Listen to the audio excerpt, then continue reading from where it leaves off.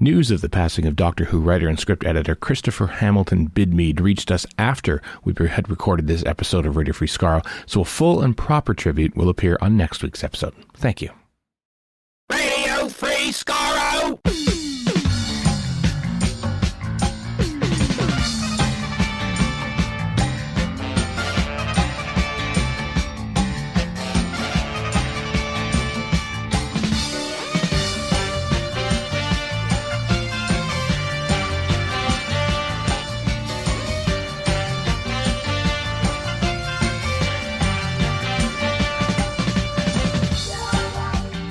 Hello, everyone. Welcome to Radio Free Skaro, episode number 1030.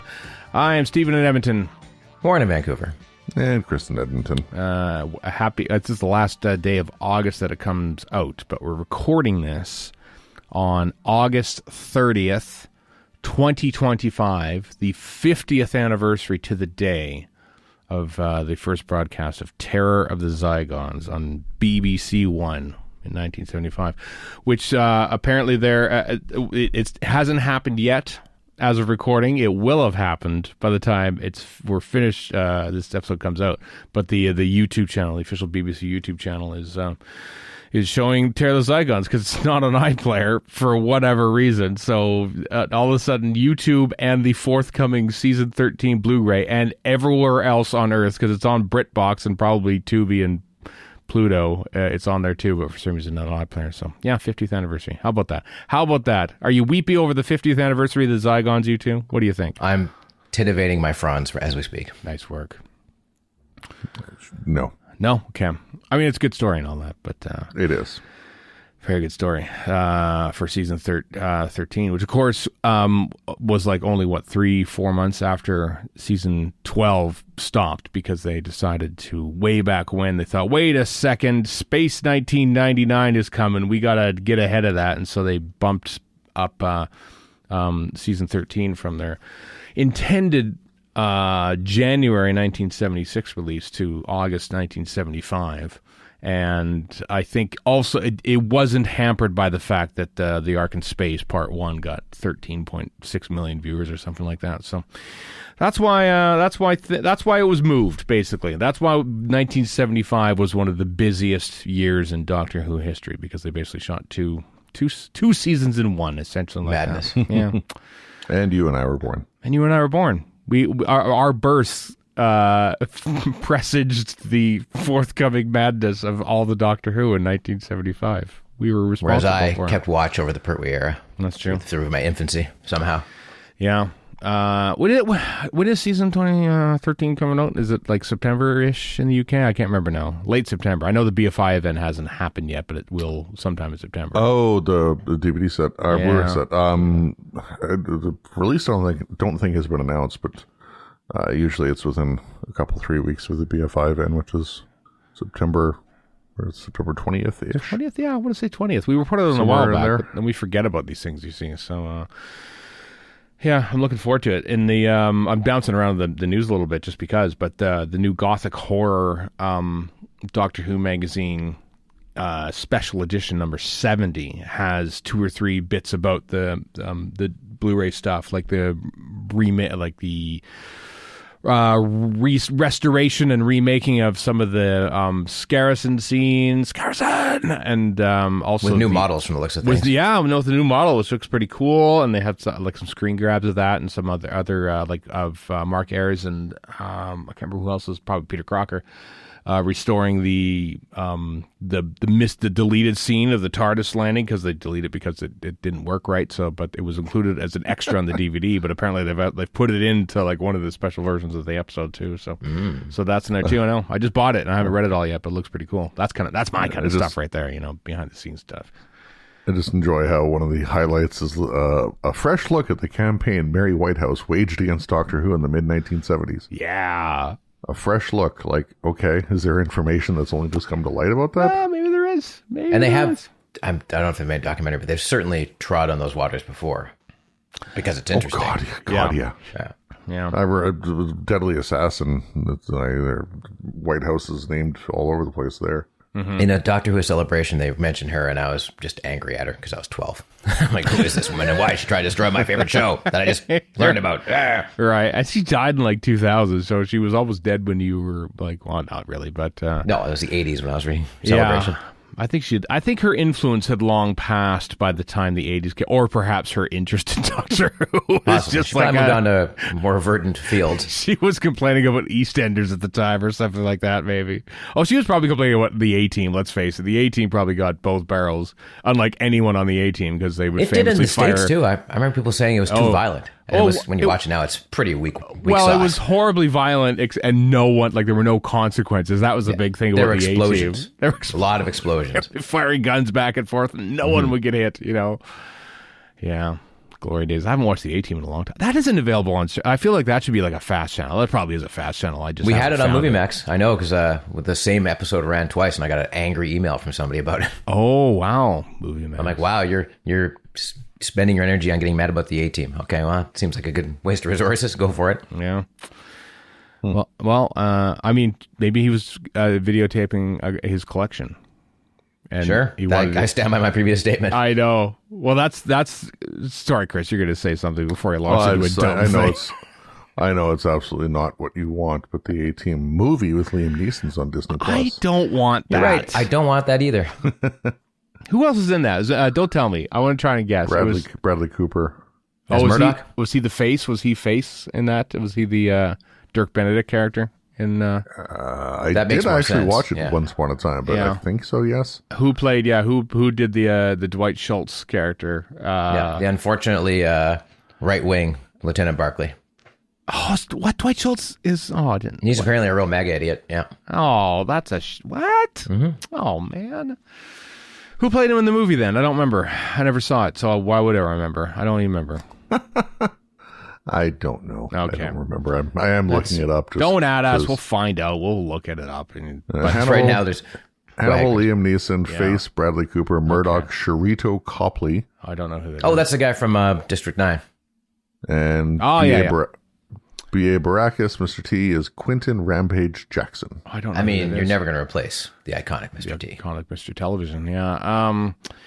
As you say, Chris, though, that just feels like we just did an edit there and just left everything. And no, we don't edit. Season 13, I'm mildly surprised there's no release date in the UK yet, given that there's a BFI event on the schedule for quite a while now.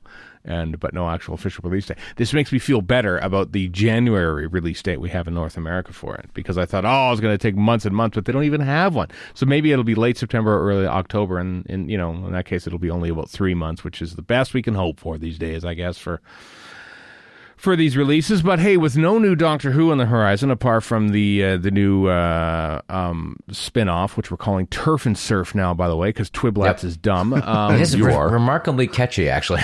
Yeah, The War Between the Land and the Sea, that's coming sometime in December or January as well. We'll be awash with stuff. We'll have a season 13 set and Turf and Surf to watch at the same time after months of waiting for anything. That's probably how it's going to happen. Which will we be more excited to see? I've taken a wild guess.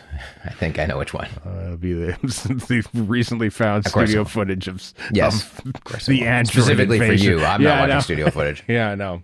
I don't think there's any studio footage from the Android invasion. I'm a sicko, but I'm not that kind of sicko. No, I understand. Later on this podcast, by the way, we conclude our miniscope on director Jamie Magnus Stone. We cover The Power of the Doctor, the big one, the big finale for several eras. The Jamie Magnus Stone era, for our purposes. The Chibnall era, the Whittaker era, the BBC era, let's face it, because Bad Wolf took over after that. Second Akinola era. Yeah, Mandip Gill era. All those, yeah. The good era? Whoa, what Bradley Walsh era. Yeah, the Bradley Walsh era, the Dan... there. The Dan era. John Bishop, yeah. John Bishop era. All end. So we'll be talking about Magnus Stone's work on that. And then we'll be picking the next one at the end of this episode, which we've already done recording of. We won't spoil it here, of course, but we watched the first couple episodes and recorded our first Miniscope installment of it already. And yep. It's stuff. There you go. That's your one-word review. Yep. Yep. Yeah, it's some pretty Way good to sell stuff. Some pretty good stuff that we watched, let me tell you. So look forward to that one. So there you go. What else is happening? Oh yeah, this came across our The Wire, not really, late last week, and Chris said, "Do we want to put this in for next week?" And I saw it, and I instantly said yes, because it's the figurine collections. They're returning, of course. We talked about that a little while ago. Well, the new ones have come back. The one, I mean, there's Leandro from the Girl Who Died, Woman Who Lived, one of the others. Well, the one with the Maisie Williams in it, the lion guy, the fake Thurl. There's one in there. There's Alan Rusko's character from The Waters of Mars, The Flood. Looks like he's going, "Hey, what do you want from me? Come on. Hey, I'm a water guy. What do you want from me?" Exactly. Get out of my store. Come on. I need something more real. He's not quite Watto. No, not quite. Not a French Canadian bee, as you call him. But the big one, of course, is Monarch, as played by Stratford glorious. Charles It's just wonderful. Clearly from episode 4 of 4 to Doomsday, because he's got a gun. Why wasn't this a proper action figure? I don't know, but I'm glad this is dolly-adjacent, but it's not quite a dolly. No, because they're a little smaller, right? They're fairly small. I don't know what and the they're scale well was. put together. Like they look great. All three of these look good. Yeah, they do look really good. So I'm very pleased that the Eagle Moss figurines are back in production again, because this is the type of stuff. This right here, right? Where and they else go are you way gonna niche, Monarch? way more niche than the dollies do. So yeah, for nerds like us, I don't buy them myself, but I share the mentality of people who do. Let's put it that way. You know what I mean? Right. You're welcome in our tent anytime. Anytime. Very, very big tent here at RFS. So we're a different kind of crazy, but we're crazy nonetheless. So those are coming out in early September, which is this coming week. So there you go. What else we got here? What's on the news? What's happened in the news this week? Holes.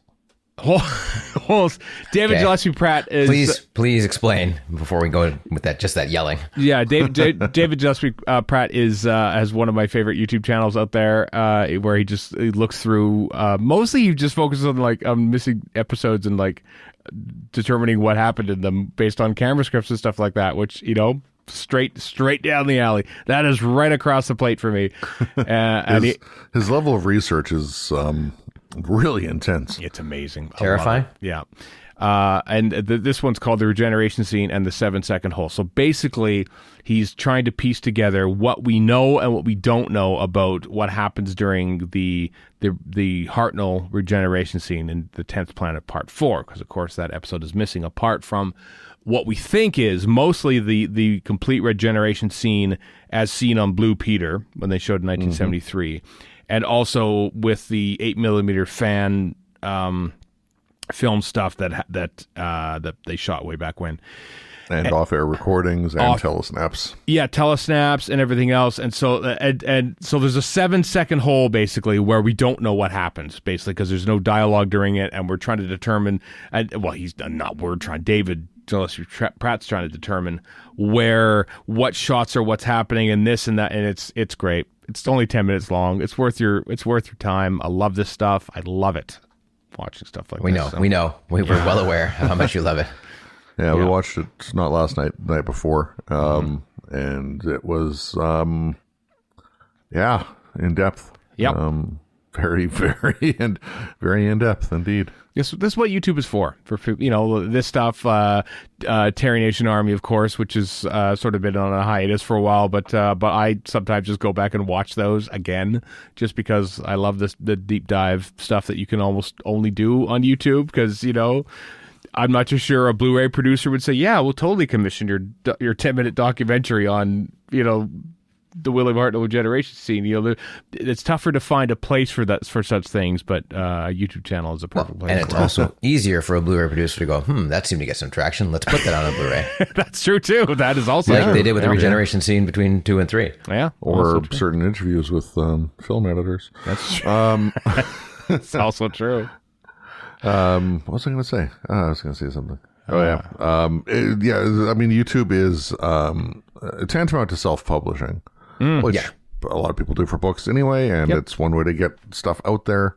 Obviously, it's rather difficult to find unless you're pointed in that direction, just the sheer volume of stuff. But stuff like this that does exist, there's no shortage. Look at like the prose Doctor Who related stuff, like stuff that Stacey Smith has done, or Graham Burke, or Chickstick Time Lords, or all this. There's a lot of anthology books. Yeah, I know what you mean. Yeah, or even the TARDIS talks at Gallifrey 1. Like there's a lot of not necessarily academic slanted stuff, but stuff that could be put in that kind of a... Well, I mean, I went to a panel about the frame rates of Doctor Who, so yes, definitely. I know, I was there with you. Yeah, that's right. Yeah. That's right. I think I was doing a panel at the time. Otherwise, I would have gone to that. The panel. You were doing something else, because Warren and I kept texting you what we called porn. Yes, with that's true. photos of the guys' power play. Slides. Yeah. And me and the guy from BBC questioning many of his points, like saying that NTSC was the dominant format across the world, and we're like, I don't think that's true. No, I think that's an American talking. That's what that is. That is an American. And we're fellow NTSCians. Yeah, here in Canada. Mm-hmm. Sure are. Anyway, I wanted every time David posts a video like this, I want to point it out just in case, as Chris says, there's a lot of stuff on YouTube. Sometimes it's tough to find things, and if we find something cool and Doctor Who related, we will let you know about it, and we just have. So So there, that's cool. Links in the show notes, radiofreescaro.com. What else happened? I already mentioned the Doctor Who magazine special number 70, Gothic Horror. It's really good. It's really good. There's a bunch of stuff in there, and I only downloaded it on my iPad app on Friday, so I haven't had a good chance to look into it yet. But there's a bunch of behind the scenes stuff. James Corey Smith is in there. Has read one of the things too. So. A whole bunch of stuff in there. Yeah, there's a Mike Tucker thing about doing the Scarison scenes again. All sorts of goodies. We're not working for Doctor Who magazine. We just think it's good. So get this issue. Links in the show notes from panini.com. We are suckers who don't get paid for advocacy. I know. We did it wrong. We tell about them, and then we well, much like probably the guy doing the YouTube videos. Like, he's not getting paid for it. He's just doing it because he loves it. Exactly. Right. That's where the best stuff comes from, Warren. Mm-hmm. I'm aware of this. Yes. Yeah, I think you'll find. Did either of you watch the Chronicles of Narnia, the BBC show from? I remember being on videotape and flipping by it and going, "Oh, that's videotape," and then it was Narnia, so I never bothered. YTV had it in that weird era when in the early 90s when YTV bought up literally everything that the BBC ever produced, that being Doctor Who, that being the Tripods, that being the Young Ones for some reason aired on YTV. Red Dwarf did, and then also the Chronicles of Narnia was another thing. And I'm like you, Warren. I flipped by once and thought, oh my God, it's an Obi video, and there's a giant talking lion, which looks kind of interesting, and apparently Tom Baker shows up in it later on, and I never actually saw that bit. But anyway, it's beloved by a certain age group in England, right? So it's beloved. Yeah. I was the one who insisted we put this on the list because I know far too many Brits who just this is such a representation of their childhood. I mean, we yell about the Log Driver's Waltz, so are we any better? No, not really. Nope. No. But it's coming out on Blu-ray in the UK in late November 24th. So it's one way to celebrate Doctor Who Day, I guess. Is getting the Chronicles of Narnia on Blu-ray. That's true. I've never put that together. Yeah, Chris Chapman tooted about it, tooted about it. Bleated.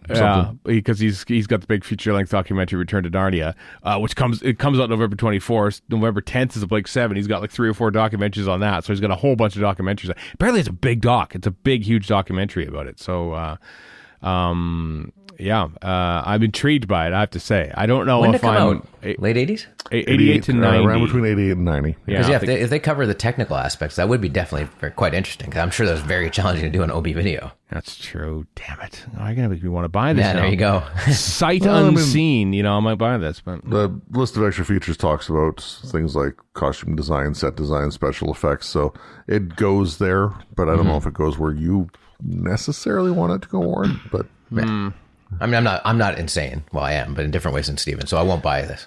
Yeah. Steven might. Yeah. I'll let him take the hit and tell me if it's any good. You know, I was, I mean, in my way, there's several different YouTube channels. There was a YouTube channel, again, showing old British telly. And there was, I don't remember the name of the show, but it was like from 1991, I want to say. And it was the BBC, it was OB Video, but it was shot almost entirely like single cam. You could tell it wasn't multicam, you know? Mm-hmm. So it was such a weird transition at the time of, we're going to start shooting this like we do film, in that we shoot everything single camera, except it's still going to be on video. And when you look at like how Doctor Who was made, you know, well, essentially that. It wasn't like a lot of the later McCoy stuff. It's not necessarily multicam. They're kind of shooting it single camera, except just on videotape at the time. It's just, I mean, that part of that is not having a TARDIS set to go to. So that's true. You know, a lot of doing a lot of stuff on location, i.e. Fenric. Mm-hmm. Yep, that versus, too. Although Ghostlight was the last thing shot, that was all studios. So. Yeah, like, you know, if you watch the Silver Nemesis doc, the making of from '88, the NJM put together, you don't notice a lot of multicam stuff. Mm-hmm. There's a scene where Chris Clough is flipping between the two cameras between a scene between Lady Painfort and her underling Richard. Is that his name, Richard? I don't remember. Yep. And he even says, "I'm not vision mixing here. I'm just like noting it." So basically they're even just recording the multicam at that point and not actually switching between them at the time as well. It was probably it was, I don't know if it's easier, but as easy or within the realm of possibility of editing it back at the ranch as opposed to doing it all there. It was, because, you know, when they were shooting OB video, outside broadcast video, for those that don't know, videotape on location with smaller cameras, they were doing it, you know, multicam takes basically on location because it was quicker and they can get more in. I think like Sontaran experiment, I think you could tell it was definitely multicam, but you know, it was just an interesting time in the late 80s where production was shifting towards, you know, single camera, and also they were getting, you know, by Margaret Thatcher's edicts, basically like bringing in outside productions to make stuff for the BBC at the time as well. And so Narnia sort of fits into that kind of thing. And yeah, I'm probably talking myself into buying this just to watch the. Of course you are. just to watch the making of stuff, basically. Like, just like, oh, here's the actual episodes. Nope, don't need those. Show me the breakfast news interviews. I want to see Blue Peter's look at the costume design, damn it. Yeah, nothing in there yet about whether it's region free or not, but I would be honestly shocked if this came out in region A. I would too. Yeah, the demand is not there here. I'm pretty sure. Yeah, but it's BBC. They like I suppose. Like, you know, I bought, which was the one I bought? Was it Life of Frog? There's lots of BBC stuff. Like, there's lots of BBC stuff that came out in the UK that we never ever saw here without paying us a fortune for imports. And, and not all of it region free, to be sure. I mean, it's less because I was in a couple of different Forbidden Planets last year in London, and I'm like, I remember contrasting that with 2015. You walk in there in 2015, you're looking at all these DVDs going, I don't recognize half this stuff. And now it's kind of the same as it is here when you get right down to it. Yeah. There's only one in London. Forbidden Planet these days, or at least last I went, and I'll find out when I go in 6-8 weeks, whatever it is, is a whole lot of Funko Pops. Like, yes. Like and everything else these days, a whole lot of Funko Pops and not much else for any property. I should rephrase that. Across the UK, I went to several Forbidden Planets. Right. I did see a weird Big Finish shelf. I ended up talking to somebody. I'm like, yeah, I've got a lot of these on my phone right now. Have I listened to them? Nope. And he's like, yeah, same here. Nope. But you bought them. I mean... Yeah, I did. And I will listen to them. Big Finish gets their money whether you listen or not. That's why I have no problem with buying stuff. I'm like, well, if I ever get around to listen to this, fine. But I don't mind paying Big Finish one way or the other. So yeah, they don't get any more money if you listen to it. That's a good point. Yeah. Do listen to it, though. I mean, you know. No, I will. It's just, I have to be, like you said before, flights are great because I'm kind of stuck there. But if I'm walking around, I'm trying to pay attention and I can't really pay attention to the story at the same time. It's easier to zone out while you're listening to a podcast than it is to like Big Finish, right? So, I know. Listen, Warren, I'm one that has trouble reading books because I need to be basically in a vacuum chamber when I'm reading books. I actually read the first chapter of a book on the balcony the other day because it was nice and hot out. And then Now, here's the vital thing. What book? It was a Doctor Who book. Of course it was. What Doctor Who book? It was the Doctor Who Fela Kuti one. Okay, all right. For One Night Only by Toddy Thompson. And I enjoyed it. And I just it's really nice outside. I'm just going to look outside. So it was the wrong thing. It was it's a perfect opportunity to sit outside and read a book. But then you're outside, there's stuff happening, and there's dogs walking across the street. And it's 31 degrees. It was a hot summer day, and then I got too hot and went inside. And so that's as far as I got in my book reading. But, it's quite the tale of book reading there. Yeah, I know. I need to be... You should join several cozy book reading, I don't know, Reddits or something. And tell them about this. I'm sure it'll go great. I know. I need to pay attention. I like to pay attention to things I'm watching that, like movies and TV shows. If I really want to watch it, laptop closed, phone down, I'm watching this, right? Mm-hmm. And the same goes for books. I need to be undistracted. And books are kind of like treadmills. It won't go along and wait for you to catch up. You have to read. It is an active participation thing. Once you stop reading, the book stops. You know what I mean, Warren? So ironically, when I'm on a treadmill, I'm usually listening to a podcast. So. Oh yeah, so if my mind's not fully focused on reading the story, then I have to continually go back and what did I just read? Wait, what did I just read? And I'm just I'm just doing this. I would just put it down. So that's why I have trouble reading. I'm sure it's an issue. I'm sure there's something wrong with me, Warren. All right. Nobody's arguing that. Nope. Good. No, we could start listing off any number of things. Yeah. Your studio footage fixation, addiction. Mm-hmm. Yeah. For instance. Yeah. Imagine if the Terry Nation Army did a piece on Dalek studio footage. Oh dear God! Well, our first 24-hour video. There is some for Death to the. Oh, I hope they put the whole thing of that on the season 11. What have you done? I apologize, world. I really do because I think it's partially edited on the DVD. Just saying. Probably afford to have a little more on the Blu-ray when it comes out. Okay, here's a question, though. Yeah. When you're watching studio footage for 18 hours or however long it is, do you put the laptop down and the phone down and all the rest? Do you just sit there and stare zen-like at the screen? You know what? No. Yes. No. Yeah, I thought so. Listen, if I have to get up and go to the kitchen, it gets paused. I'll say that much right now. But what happened next? It gets paused. I need to see everything. It's fascinating stuff, Warren. Sure, if you say so. I'm never doing that. I know. That's all right. Nope. Those all of those entries have been happily skipped on my Blu-ray purchases. That's fine. Nice. Happily skipped the Chris Burgess story. Don't have to watch it. They may as well not exist on my copies. In your world? Oh, that's all right. I'll fill you in on the highlights later. It'll be thank fun. God. Yeah. Oh, yeah. What's your Substack again? Oh, not the Substack. It's run by bad people. I don't know. Probably Button Down or something like that. StudioFootageManiac.substack.com. There it is. That's the one, actually. Yeah, you stole my handle. Here's something that sort of dropped on everyone's lap. A Big Finish video introducing Jon Culshaw as the voice of the 12th Doctor. And how? Boom! That is... His 12th Doctor is remarkable. It is really good. Yeah. It's almost like he's a professional voice impersonator. But I mean, he's very, very, very, very good. Yeah, it certainly meshes with his natural voice, I feel. Probably the most of all his many, many impressions. But Jon Culshaw being the skilled actor and voice artist that he is, he also isn't just doing a character of it either. He does a proper 12th Doctor.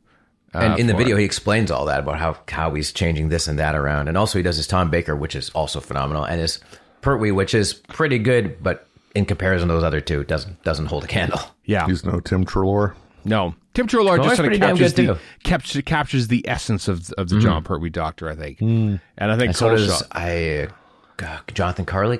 That's his name. Jonathan Corley, the guy who does the word. Because he's not doing an imitation of, it's very good, and it certainly sounds like the War Doctor, but it's not quite the same, which is fine. He's just doing his version of it. Yeah.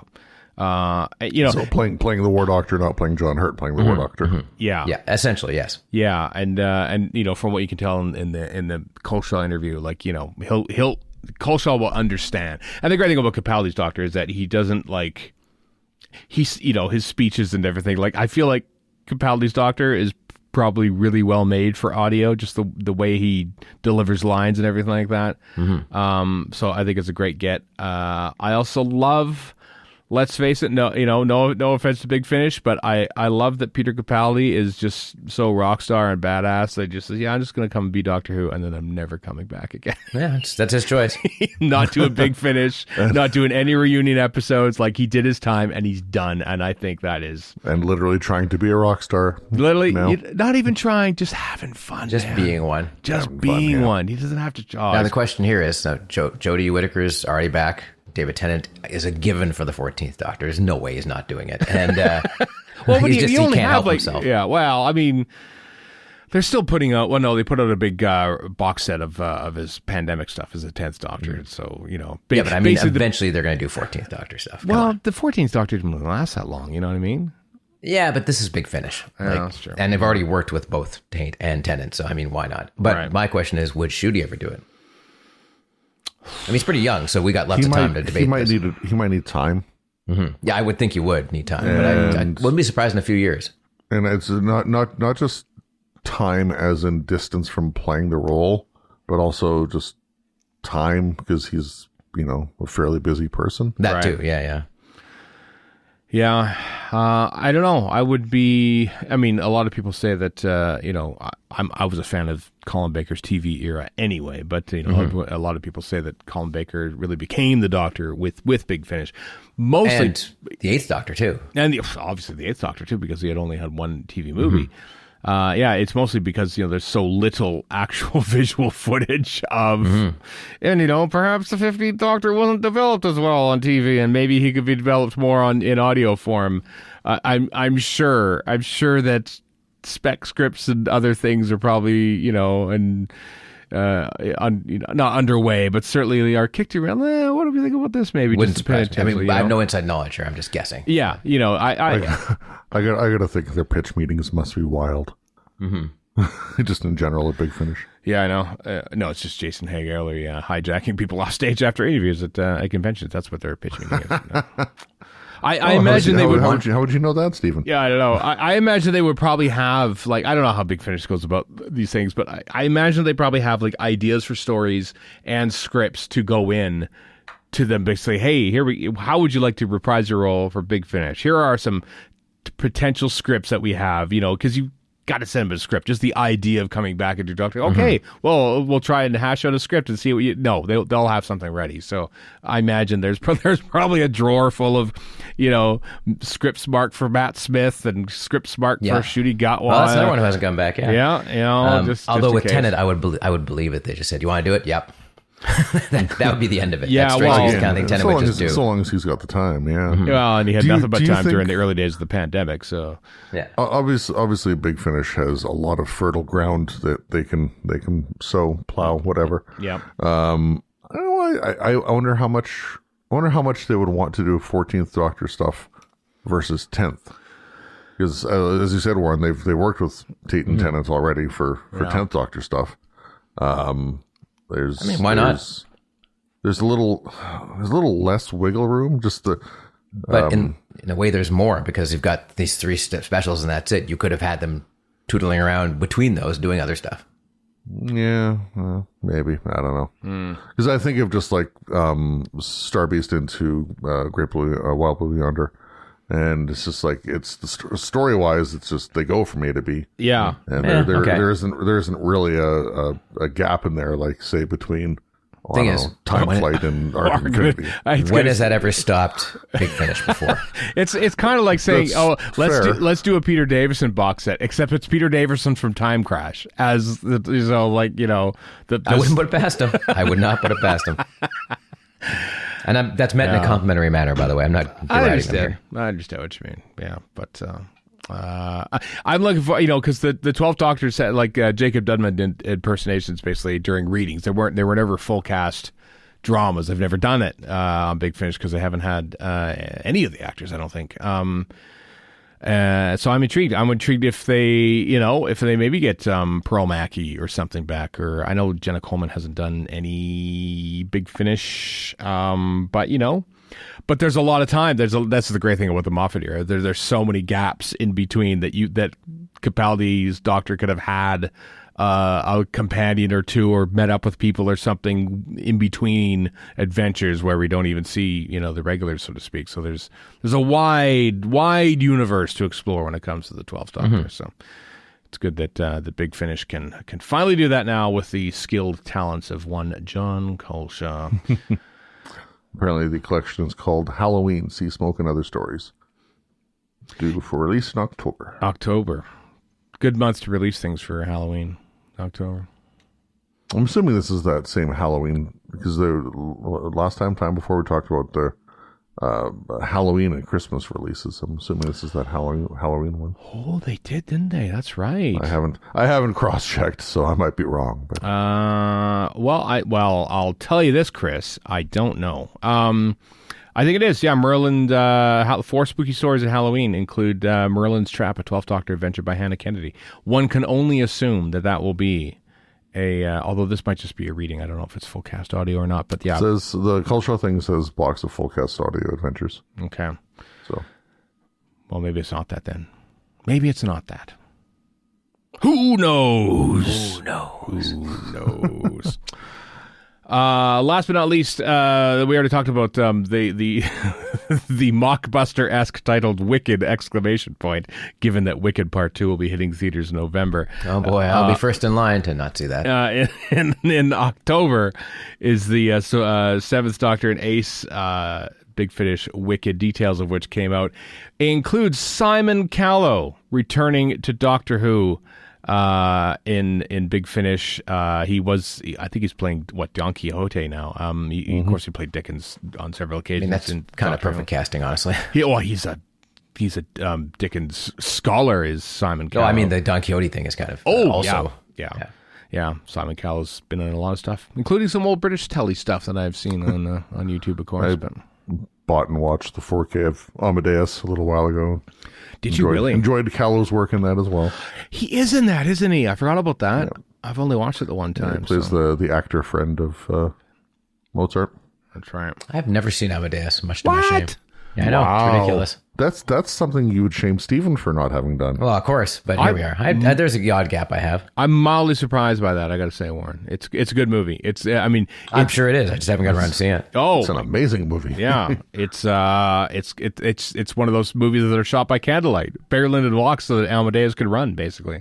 All right. Well, eventually I'll see it, but I just haven't yet. F. Murray Abraham shot in communist occupied Prague at the time. That's true. It was, yeah. F. Murray Abraham and his award-winning. I mean, it won tons of Oscars. Won Best Picture, of course. Best Director, I think, for Milos Forman. Yep. F. Murray Abraham, Salieri. It's really good. Really good, Warren. You don't have to convince me. I agree. It's probably really. I just haven't seen it. It's just slipped under the radar. Wow. I like this Gen X tutting we're doing. Oh, you haven't seen this specific thing? You must be a terrible person. Exactly. Yeah. It's unlike other things people say you should watch. Perhaps this is one you might. All right. Well, now that you've told me that, I'm never seeing it. No, damn. Because another Gen X thing being contrary for no good reason. But it's not new, though, Warren. Nope. Came out in 1984. So. Right now I'm doing the Curb Your Enthusiasm hand moves. Well, we'll see. Never seen that. Oh, I don't know if I really. I've seen a couple episodes. I saw the first episode, said, this ain't for me. Never watched it again. Yeah, me too. Me too. Anyway, go watch Amadeus. So to sum up, Doctor Who figurines, Zygon's 50th anniversary, Holes, 7-second Holes, horror, Narnia, Obi video, Jon Culshaw as the 12th Doctor, and Simon Callow returns. There you go. That's if you skipped or ignored the past 35 minutes of this podcast. But please don't ignore this. It's the final part of talking about Doctor Who director Jamie Magnus Stone in the Miniscope.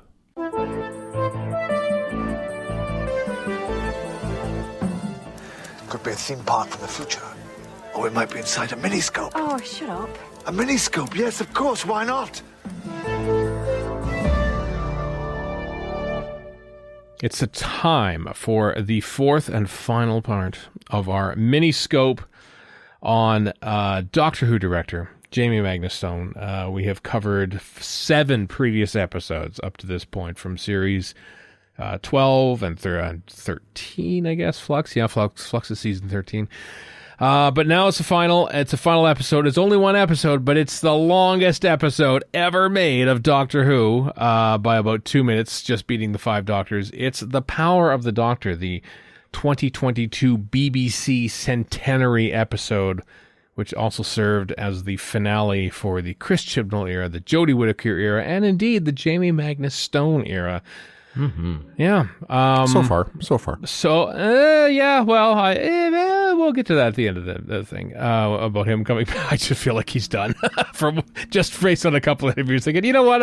I've done my bit. I've done 8 episodes. That's enough, right? Like 2 years. It's a lot. It is a lot. I mean, it really is a lot, especially more than most, isn't it? over 2 years. Yeah. Well, how many other directors in the Miniscope did that?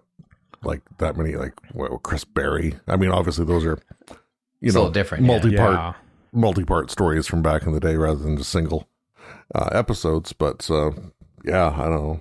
There's not many that did the volume that Stone did. No.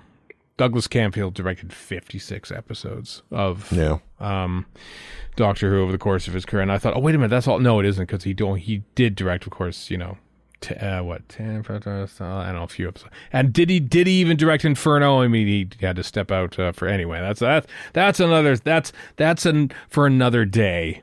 We're here to talk about Jamie Magnus Stone.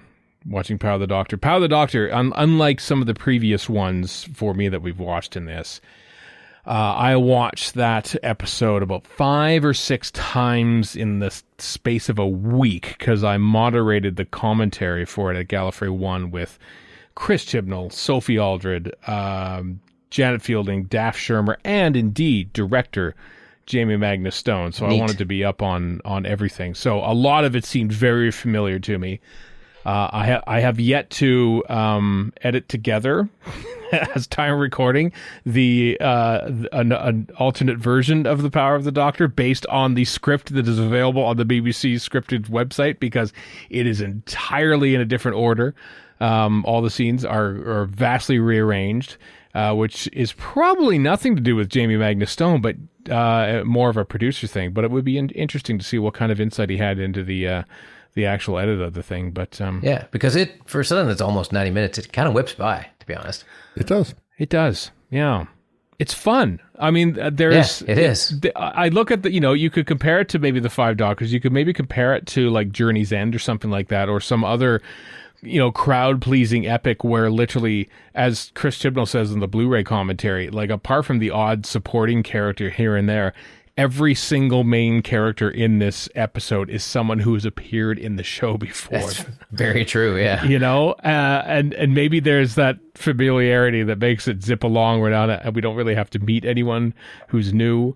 And I know, Warren, you probably chastise me sometimes because there's a lot of references in this one. After all. Oh, I was about to. I was getting my not that I'm any less of a sucker for this stuff. No, but I don't make a big deal out of it either. So yeah, I find it amusing. You mentioned how all the characters are have been in Doctor Who before, so there isn't really anybody new. Mm-hmm. I know for somebody who didn't watch the classic series, there's definitely some newness there. That's true.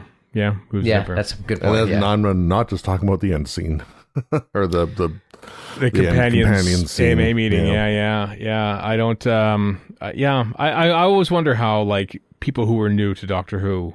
I suppose we have a lot of friends who are new to Doctor Who, but they had since like their first Doctor was like the modern Doctor Who, and they since had gone back and at least who knew who those characters were, even if they hadn't seen all their episodes. I remember back in the day watching the 5 Doctors for the first time, and I had no concept of the early Doctors.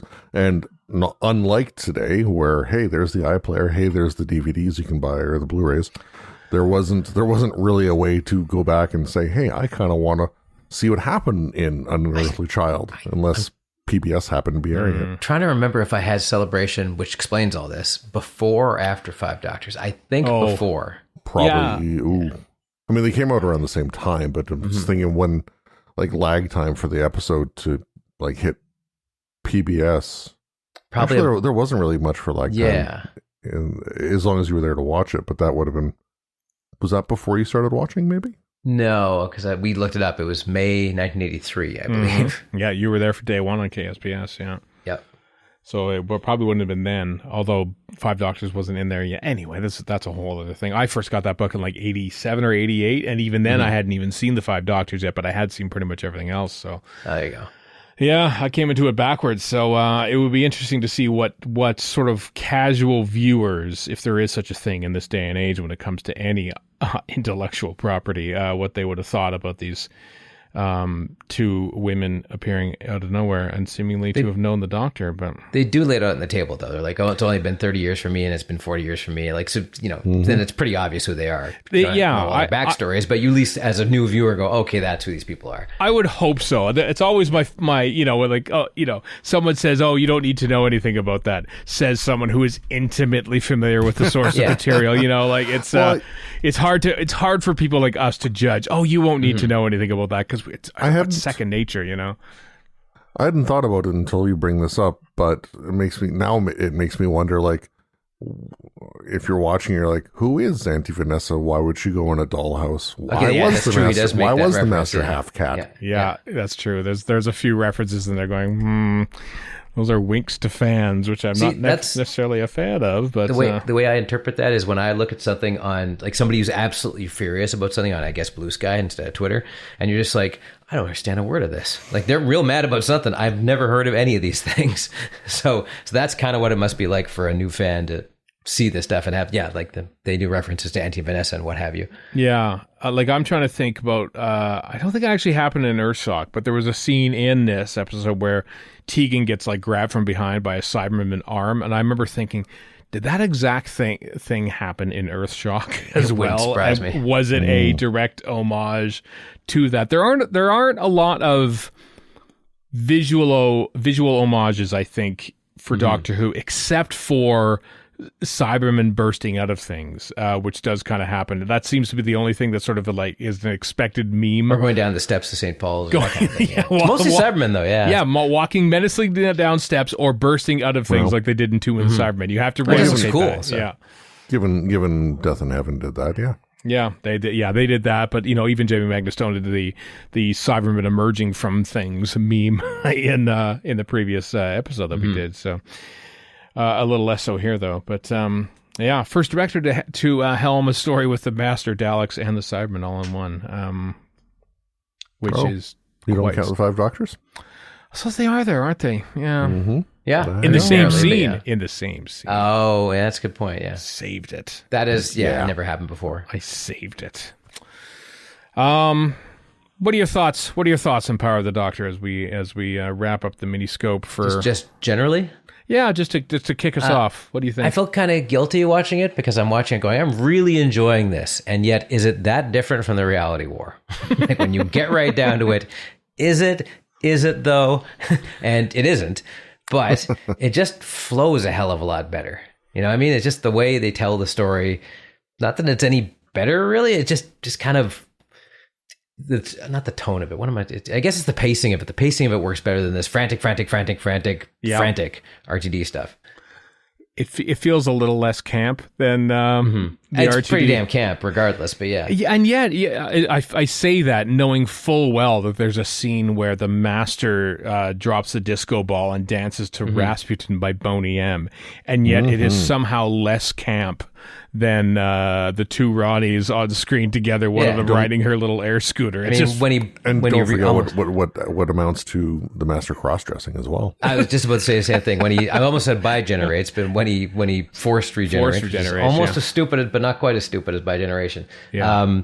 He, like Chris said, he's essentially in drag at that point, or at least in the spirit of it. I don't think we rolled our eyes at the forced regeneration aspect of it. I did, but not. Like, they weren't back of my head like they are with bi-generation. There's even a reference to it in the story, reference to War Games, where the Master says to the Doctor, that's true. You've done this before, you've had this done before, or whatever the exact wording was. So I mean, I think something like that is almost enough to pave things over or hand wave things away. Like I remember once upon a time back in 2011. Watching Impossible Astronaut: Day of the Moon, when the TARDIS goes invisible, and somebody I know through fandom saying, "Oh, this is such garbage. This has never happened before. Why would they introduce this now?" And I'm like, excuse me, the invasion, 1968. I think you'll find. I like how all of a sudden this guy's a complaining nerd, but then you become the even bigger nerd. Yeah, she was corrected. She was nicely. That sounds ominous. People love frankly. to be corrected. Yeah, people love to be corrected. They love it. They just adore it. They're only speaking up so they can be told the truth. That's all they're doing. Every time. But nevertheless, the point being, like, because even if it's just the slightest little thing, a slightest mention, or in this case, a decades old reference, or in either case, decades old reference, it's like, okay, well, that has happened before. I've accepted that into my head canon, and therefore I don't even think twice about it in the story. I'm just like, okay, cool, let's keep going. Fair. But also, I mean, by generation, there's nothing wrong with doing new stuff, right? Introducing new things is fine. But this particular thing sticks to my craw. I don't even know why. It just bugs me. It's the antithesis of the movie market these days. Yeah, where there's nothing new. I suppose what I like about the Power of the Doctor is that it's still, despite all the madness going on, it's still, human characters for the most part interacting with other human characters, and not just sort of shouting things at people, and and that's the whole crux of what I like about this era of stories, that they're less reliant on CG monsters as being the main villain or the main antagonist to the sort of thing. Like I'm basically like Sutek and Omega, you could just say that sort of thing. Yeah, that's even before Omega, like just as the way that Shooting At was tenure began, you've got obviously yes, there were some practical versions, but there's a lot of CG with the goblins. You got the CG boogie monster. There's a lot of CG elements to Jinx Monsoon's character. So I mean, just the first few, there's just a heavy reliance. Well, there's a hell of a lot of CG here too. I mean, that planet with the glowing have you thing. But absolutely, but not in the same way. Not in the same way. Yeah, fair. Yes. And that's what I think what really works in this episode. So especially when the Master becomes the Doctor, and there's like some of those scenes where like he's just Sacha Dhawan is just up in Mandeville's face, like I'm the Doctor now, I'm the Doctor, just capturing that sheer anger and menace, Waiting for a Timothy Dalton-esque spit take out of that. It's great, but it's so natural and real, Well, and at the same time, you can kind of see the gears turning in the Master's head going, I really screwed this up, didn't I? Yeah. You could see him acting that out, and not in an obvious way. Yeah. That's just Sacha Dhawan being Sacha Dhawan. Yeah, he's very good at that. Fantastic actor. He's so great in it. And I know that Kyle Anderson, my co-host on the Memory Cheats season 4, when we talked about the Jodie Whittaker era, I think he was not happy with basically how Dhawan upstaged. Not on purpose, just the character, the way that the character is, and the actor, kind of upstaged the Doctor, who is sort of like playing. Who hasn't? That's what I'm kind of thinking too. Like that's Michelle Gomez. Upstages absolutely anything, anywhere. Eric Roberts, baby. Yeah, and Carrie, and he did upstage. Yeah, and exactly. And I kind of disagree with that, just because that's sometimes when the Master's going crazy, the Doctor doesn't try to out crazy the Master. She's just sort of the one like staying on an even keel. But there's so many elements of chaos that I think Magnus Stone captures. Like there's that scene there what I mentioned where he's just yelling in her face, and then the one that always stuck out at me was a weird one, is when he emerges from the regeneration booth, and they don't focus on it, but you can tell that his jacket has stuck on something and it's actually pulling. And it finally sort of breaks free as he gets up. But like it's so chaotic that in this day and age of like every take has to be perfect or something, they would have fixed that. They don't fix it. And it just felt like that little bit just felt like such a natural, in the moment sort of thing that just adds to the humanity, the imperfection that is motion picture entertainment that we all crave. We love those imperfect moments. Those are the ones we want to watch, and less so than the ones that are perfectly scripted. It even that one stuck out at me even on first watch. I remember thinking, oh, his coat got stuck there. They kept it in. I'm so happy that they kept that random little goof in, even if it wasn't a goof, Do we get your overall thoughts on Power of the Doctor, Chris? I can't remember now after all this. No, not yet. What did you think? I dig it. I really dig it. I honestly can't remember what I thought back in October 2022 when I first saw it. But now, almost 3 years later, and having seen it for the second time in a handful of months, I really, really dig it. I mean, yeah, there's a lot of silly stuff for sure. Throwing 83 monsters against the wall to see which ones stick. I'm not going to say it was handled poorly, but I mean, it wasn't necessarily the best. Wasn't necessarily the best thing, because sometimes less is more. But on the whole, yeah, it's a celebration of the BBC. It's a celebration of the Chibnall Whittaker era, and in that regard, man, it works. Yeah. It's just a hell of a lot of fun. That's what it is. It is a lot of fun. It was a lot of fun. And the end with Ian and Mel and Joe and the rest. It's like, oh, that's just like the icing on the cake. Yeah, and the intercutting between that and her regenerating. I think it's just, and the music, just to get in here with Zygons and Blu-ray praise, is perfect. Well, the literal first note I had, third note I had, not Jamie Magnus Stone, but the whole score for the cold open. Like just even taking that as a finite thing, like it's just so good. I said it every time we've done these Magnus Stone things, but man, I miss Second Akinola. Me too. Me three. Maybe whenever it comes back. Maybe whenever Doctor Who comes back. Maybe Second Akinola. He'll be busy with something else, I'm sure. Well, let's make sure he's not busy.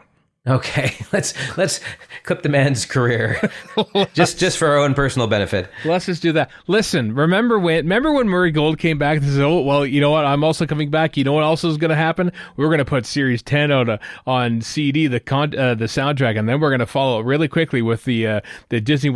We haven't seen a single one of those, not a one, and yet within like days of the series ending, we got the Zygons and Blu-ray soundtrack like right then and there. We had the music right away.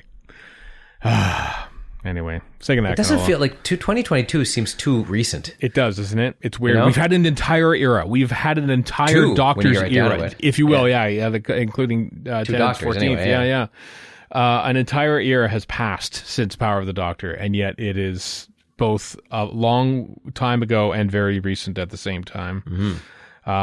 Never have I felt old watching Doctor Who than when my initial shock got over the fact when Graham meets Ace and sort of flirts with her a little bit. I'm Ace. And I go, yeah, you are. And they go, that's awful. How dare this old man creep on this young woman? Wait a minute. And then I looked at the birth. He's 2 years older than Sophie Aldred. Sophie Aldred was born in 1962.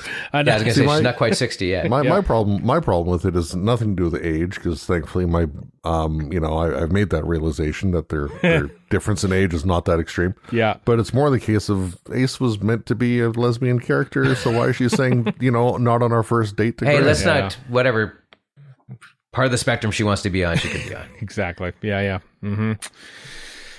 Anyway, directing. There's lots of great shots in there. It's a ton of stuff. A ton of stuff happens in this episode. Tons of different set pieces, tons of different sets, tons of different characters, all tons sorts of different locations, theoretical and otherwise. Yeah, different locations, be it digital or otherwise. Yeah, probably mostly digital and stock footage. Yeah, but although the volcano set was a late change. It was originally set on an oil derrick or something like that, or an oil rig. And the location fell through for whatever reason, so the very last minute they had to sort of change it to something. And Jamie Magnus Stone was wrecking something for something and thought, these caves will work. Why don't we shoot it in these caves? And so, boom, done. And it looks great. I think those cave scenes look pretty damn good, honestly. Yeah, they do. The man knows how to shoot a cave scene.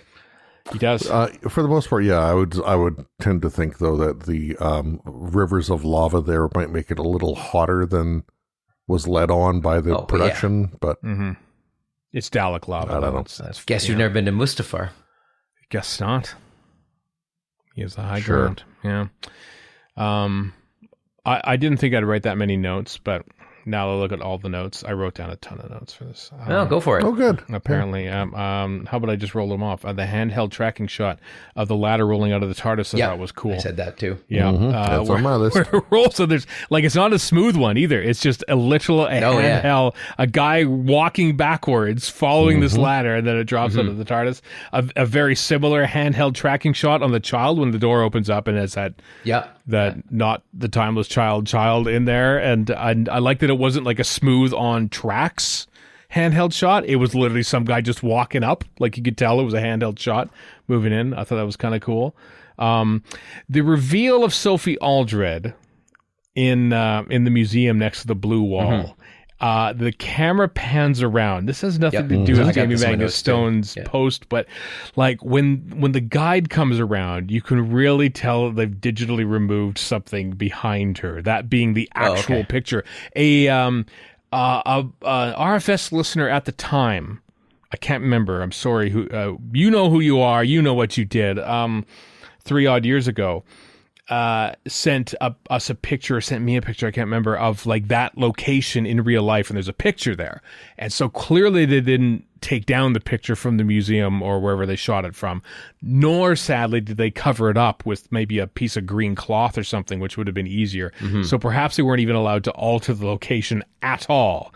But when it swings around, you can really see a bad outline along the museum guide's totally face. missed that. I missed that as well. Yeah, I saw it the first time around, and I see it every time. It's a good camera move to her face, though. It's a good camera move where the camera swings around, and it's all one continuous move as it swings back around when the guide comes in. Yeah, if you were to watch it, it's just like, oof, didn't look good. Just saying. So just so it's not all like songs of praise here on this. Thanks for ruining the these shot for miniscopes. Jamie Magnus Stone fired forever. Yeah, those are my first 3 notes. I don't know how that jives up with what all you have with stuff, but my first 3. I didn't make. I don't know how many you made, but I made a handful anyway. I made like 30. A ton. That was way too many. Okay, well, I've got a fraction of that. Right out of the gate, the smoky train car with the Cyberman lights. Oh yeah. And you nothing. There's nothing else defined for shapes. Just this, just these lights. I thought that looked fantastic. Yeah. The ladder unrolling. The camera following Yaz and the Doctor as they run from the Cybermen on the Cyber Moon thing as they run into the TARDIS. It was great. And it was also very, very wobbly as camera work goes, which kind of meshes with Magnus Stone's typical stuff. Yeah. Style. I think... the transition of Ace falling after her parachute was shot going into the TARDIS. That is great. That's phenomenal. I think there's an umbrella you can put up just saying camera moves. Just like the camera moves. Right. There's a lot of just not static shots. And it really helps to keep this fresh. Yeah, you could tell he's a fan of the handheld. I think a lot of stuff is really handheld. I don't think he's someone who shoots his own stuff like Mark Tondrai would. But you get the impression that he doesn't really like a tracking shot. He doesn't need it. He feels like it's a little more immediate just to have cameras right there. Well, he goes the opposite way. He has tons of here too. He has tons of close-ups when like to rack up the tension. Yeah. But then there's other scenes where, like, there's a scene where in the TARDIS where it's Yaz and Vinder in behind, and I can't remember what the context of the scene was right now, but the focus is on the Doctor in the foreground saying something, and then it's sort of like, focus pulls to them behind and then pulls again to her again, like so sometimes like he'll use it. I like conversations that aren't always shot reverse shot. I always like seeing conversations if it can be done in one shot with different camera work within that same shot. It's always a little more visually interesting to me. and to show that where the characters are, and just for blocking and geography of the scene. So I like that he doesn't always have to like default to a certain way to do conversation shots. Not like George Lucas directing the prequels. Am I right? Just everyone talking on couches on 2 cameras, which is what he did. Won't find that in the Jamie Magnus. Yeah, won't find that in the Jamie Magnus Stone directed piece of Doctor Who. Let me tell you. What else did I have? I liked. The reveal of the Master walking in. You just see his feet walk in, and then the camera tilts up, and there he is as Rasputin. And even before that, shooting him from behind as he answers the door at his cottage. Yeah. Mm-hmm. I also There's one close up of his eye, and he's got that discoloration in it that just looks like he's been on a bender. I could never tell if that's actually part of the contact lens to be like, I wasn't sure bang either. on with what Rasputin actually had, or if perhaps Sacha Dhawan had a negative reaction to the contact lenses. Maybe, yeah. And his eye got bloodshot. That's always a case, but it adds to the flavor of it. So it does. I also like, speaking of eyes, when he's got, he obviously has Nicholas and Alexandra at under his thrall, shall we say, being hypnotized. I love how subtly they do it.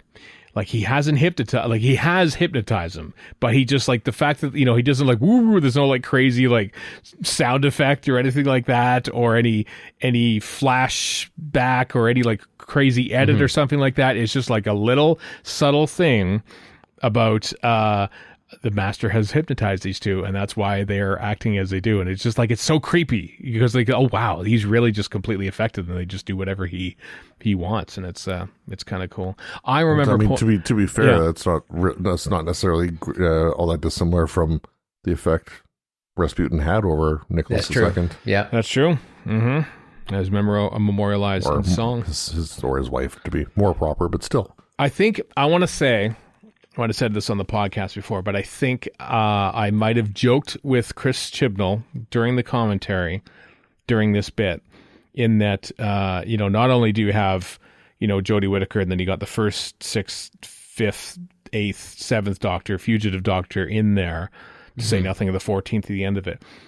But then I also said you also have Rasputin, who of course is played by Tom Baker. That's true. And then you also had Nicholas, who was played by Michael Jason, who of course played the Valeyard. I think I recall joking about that during the commentary. We had a bit of a laugh because we're nerds, you see. In my grade 8 social studies class, we watched Nicholas and Alexandria, and I stood up and said, "That's Tom Baker," and nobody had a clue what I was talking about. Warren, Not get one out. person. Go to the principal's office and get spanked with a strap. Because at the time we had this whole, you need to learn about Russia because they're the enemy. That was just the whole thing in elementary school when I learned at junior high, I guess. Right. How can they be the enemy when Doctor Who is leading them, for crying out loud? Well, what do you know, there. teacher? Yeah.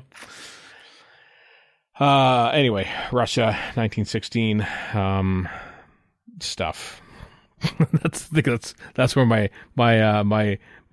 notes end for that little bit there. Well, I can jump in unless Chris has got more stuff. I still got a ton more, but that's up until that sequence. I don't know. I don't want to just read off stuff. I've exhausted my list. I'm good. Okay. Wow. Okay. You've covered a bunch of stuff. Sorry, go ahead. I like to be completely honest. I got there's two things. One, there's road work outside my place, so it was very loud, and I was watching the episode in fits and starts as a result, just hoping that trucks outside would shut up. Right. But more importantly, I just got caught up in the story. Like I do enjoy this quite a lot, and it was as Warren said, a lot of fun, and I just got caught up, and just notes kind of fell by the wayside. That's fine. That's the sign of a well-made piece of television, isn't it? Mm-hmm. Yeah. Yeah. Well, like I was saying to Kat when I was watching it, it's like, okay, I'm like halfway through, so that halfway to go and whatnot, and because I'm watching it in bits because of the noise outside. But at the end of the day, I'm watching it for the visuals more than anything. So I guess I could have just kept going, but whatever. That's true. I watched it while listening to the commentary with Chibnall, Jodie Whittaker, and Amanda Gill were on it. I just watched it. That's all I did. Like a loser. I watched a I couple. took notes, though. I watched a couple of the making of bits on the Blu-ray, but not the commentary. Yeah. What do you have for notes there?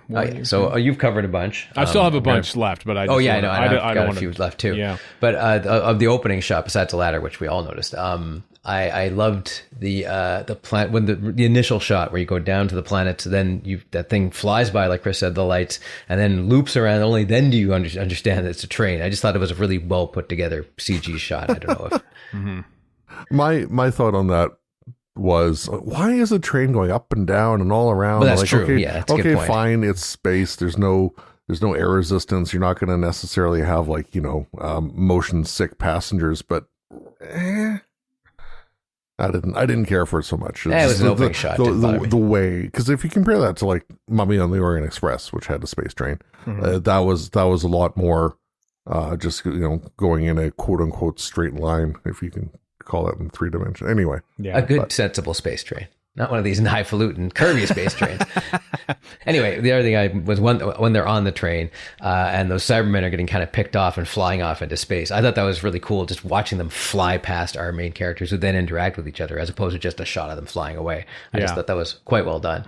Let's see. I did say the Tegan and Ace reveals are both nice and well done, and they're quick. There's no faffing around. Here's the companions. Here we go. Which was good. I thought that worked. Let's see what else. I don't remember where the shot is, but nice rack focus for the Doctor T-As and back in profile as they talk back and forth. Just the wonder with just the focusing back and forth, the old shallow depth of field, and actually all the shallow depth of field, and off kilter shots really add to the what the hell is happening vibe that's going through this whole thing. I like that. Also, there's one, just to jump in. There's one where the Doctor, tells the unit to give Yaz a gun, and so she's got a gun, and she's trained in it. She's pointing it like a boss. But then they go into the TARDIS, and I like how the Master's sort of cowering there, and then they cut back. Instead of cutting back and focused on Yaz, the focus is actually on the gun in shallow focus, and then it sort of racks to Yaz's expression on it, which I like. It's just like the gun is here, so is Yaz. I like establishing what the focal point of that shot is just by using simple focus. 2 other things before you jump back into your stuff. When they go to the planet and she goes, a Kurunks, I'm like, that sounds like a slur we haven't defined yet. What? I think... Was it you, Chris, who a couple of episodes ago who said that Chris Chibnall cannot name things to save his life. I'm sorry. It just sounds vaguely offensive. I don't know how or why. Instant V Vendor is the worst name ever. And, nothing against the actor, but every time he walked on screen, I'm like, who the hell is this guy again? Oh, yeah.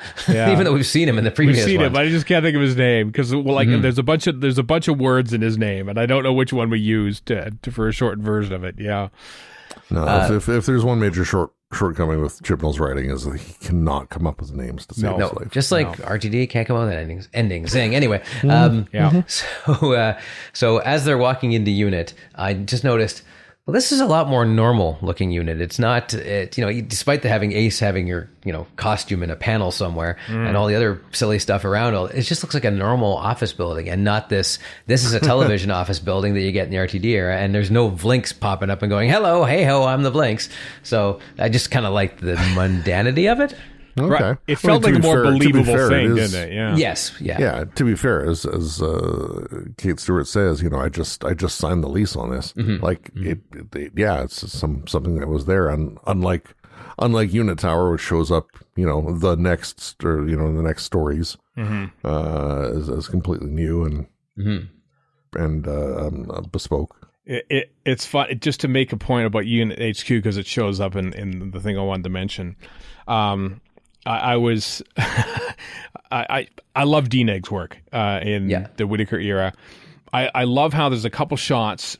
One of them is when the Cybermen invade. First off, it's the shot of the little Ashad miniature starts growing up, like going big, like 3 or 4 like jumps at a time. But it's like sort of like handheld shot, but it's shaky and the focus, like it feels like it is. Like just it's there. It just feels like it's part of it. And then there's the scene later when Ace is running up the spiral staircase, not that spiral staircase, a different spiral staircase, and the Cybermen are showing up and like firing guns and like shots are going off the walls and stuff. It's like a 15-second shot or so, and it's great because it's just a oneer, and it's going up. You can tell that like sure 1 or 2 of those Cybermen are probably real, but a lot of them are CG. because they've been or duplicated or something like that. And it just felt how I just love when visual effects and real live action meld together so perfectly. And I thought it reminded me of what I appreciate so much about Denis Villeneuve's Dune movies. And I literally fired up the DNEG website to see if they had done work on Dune. Nice. And it is a loop. Their homepage at dneg.com is just a rotating loop of all the VFX they did on Dune. Tracks. The VFX on Dune are spectacular. Are utterly spectacular because they never focus on them. They are just things in the background. They're out of backup. The focus is on the characters and the people in it. And that's exactly the approach that they use for a lot of the VFX in this era of Doctor Who, I find, as well. And I love it. That's how you do visual effects, when it's just part of the scene. And I thought there are 2 or 3 shots in Power of the Doctor that are really good at that. So there, Dune and DNEG and Doctor Who and Jamie Magnus Stone. Had them all together. Yep, absolutely. You have any other I wanted to wait to see where you were going with your batch notes. We can't just jump back and forth. Oh, well, let's have a look. Have I got up to that point? I've said something about lights and Rax focus. I got to unit. I got to unit. I think I was on there. Ace and Tegan firing guns. I thought that was kind of cool. And the fact that Cybermen are like, wait, we got rid of this gold thing long ago. Come on. Yeah. Because otherwise you have the callback to Battlefield where the Doctor's like, do you have silver bullets? Yeah. And, Quartermaster Sergeant, do we have silver bullets? Yep. Right after that one shot of Ace running up the staircase is followed by a shot doing a oneer, walking through the hallway, just blowing up people left and right. On his way to rescue the Master out of his prison cell. A one shot, which looked great. There's a scene, and I think this might be the same one, where he slams a guy against the wall, and there's kind of a flash, and that guy is just like crumpled, like gone. And it feels like either that was covering something up, or is actually a really good, like, clever use of that, because I thought it really worked. It really enhanced what he was doing. It was. I think Magnus Stone in the commentary at Galley said that's where we covered a cut. I think it was that little flash. That's why it worked. It's not a true oneer, but it's very close to being a oneer. I think they put the one cut in there during that flash. And it's kind of like when you watch old shows and they're over cranking to make a hit look like it has more impact. Yeah, it still kind of works anyway, though, even though it's fake. Yep. Yeah, I dig it. Where else am I? I think we're probably around the same part here, Warren. In my shots, reverse shots. I some of the in the big giant set that they built, the Russian 1916 set there. I like how sometimes when the Master's sort of talking to camera, he's kind of like you can tell there's a crazed look in his eye. And I like that it's not a complete reverse shot where you can see the back of Jodie Whittaker there or something like that, but you can just see her just out of focus in the right part of the screen. So it's almost a reverse shot, but just because it's so like slightly chaotic and out of focus, that kind of adds to the chaos of what's going on with the Master at the time. It's just a subtle little bit to show that she's in the scene, but not like the focus of it. It's you could almost think it was a mistake, like you're sneaking into shot a little bit, but it's actually on purpose, and that's what I liked about it. Little subtle shots like that. I wonder how much of those are. We need to get just a tiny bit more of her into the right side of the frame, or what? Like how? Because that's part of the thing of handheld. Like sometimes it's going to be a little imprecise and not quite get everything out that you want. And so I'm wondering how much of that was like, no, leave it. Run with it, man.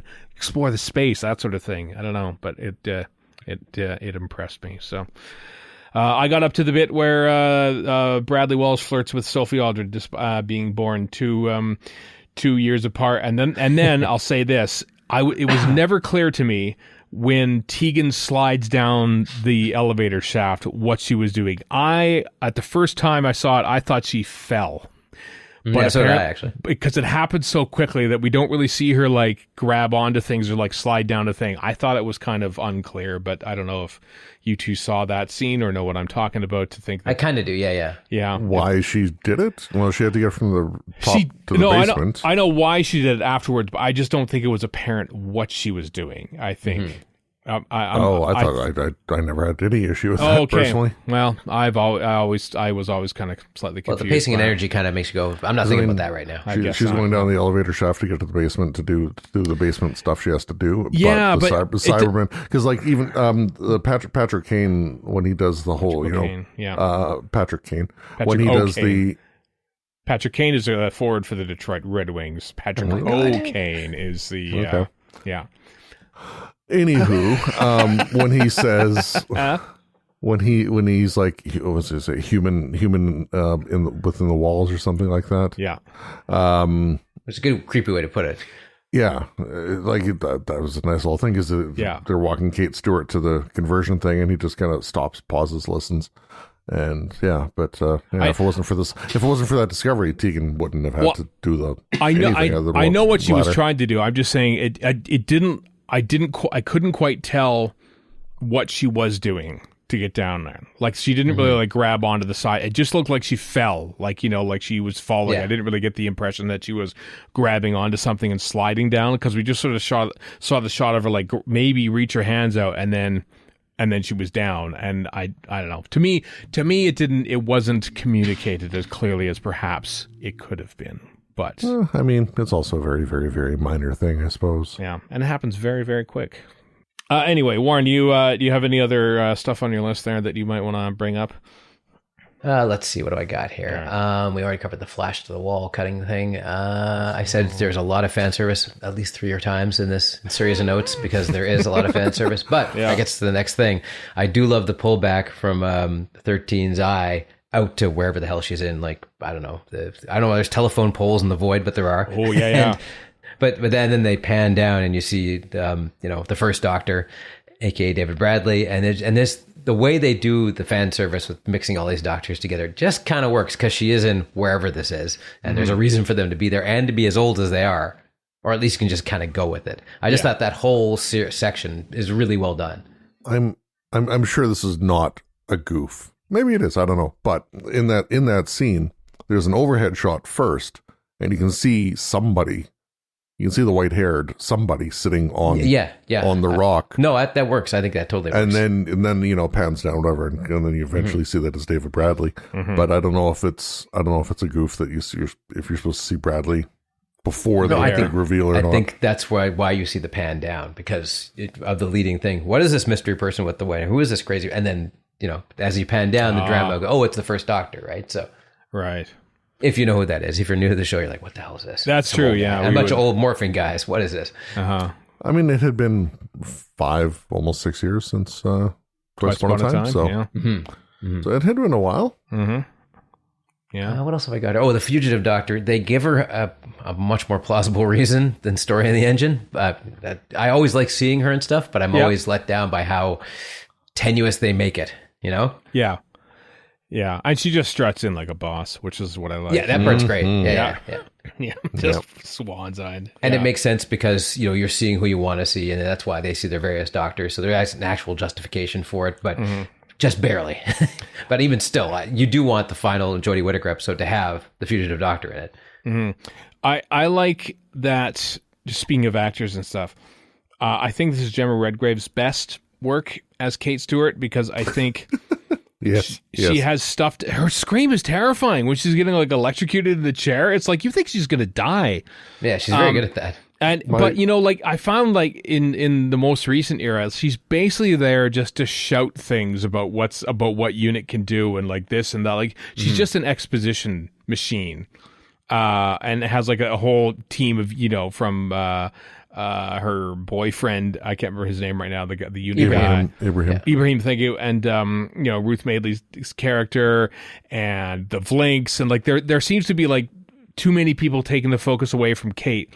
And I like that she's just like, the person running the show. And like when she puts the thing on lockdown, she realizes, I'm basically going to be here to learn the assignment and delay them a bit until my friends can escape and find a better plan. Probably dying in the process, She actually has proper character moments in this. Yeah. And I thought it's really, and there's a great scene where there's Kate, there's Tegan, there's Ace, there's the Doctor, there's Yaz. There's 5 women in unit HQ, and discussing the whole damn thing, you know. Or even at the end, 5 women and Graham. That's true. Yeah, controlling the TARDIS. Yeah, too. But in the scene that we complained about for Journey's End, because it just felt so self-congratulatory and that's exactly why we complained about it. Yeah. Bombastic. Yet here it just felt like a lot more. Murray Gold has a lot to explain, or is a big part of the reason behind that. I think where they all cheer each other, and I'm like, this just feels like they're cheering the show itself. It does. It's kind of getting on my nerve. Maybe it's partly being weirdly humble and Canadian. Yeah, I know. I feel it's weird how I just feel this whole era, the Jodie Whittaker era, like was not so. It was a little more humble than it probably could have been. You know, celebrating the first ever woman doctor and stuff. But you know, little moments like that, it was just like, you know, we're not patting our own back. We're just telling stories here. For that TARDIS scene, my favorite bit that Kate Stewart does is in that scene when she's like, but why is it bigger on the inside? Nobody ever asked. I just liked her reading of it. Yeah.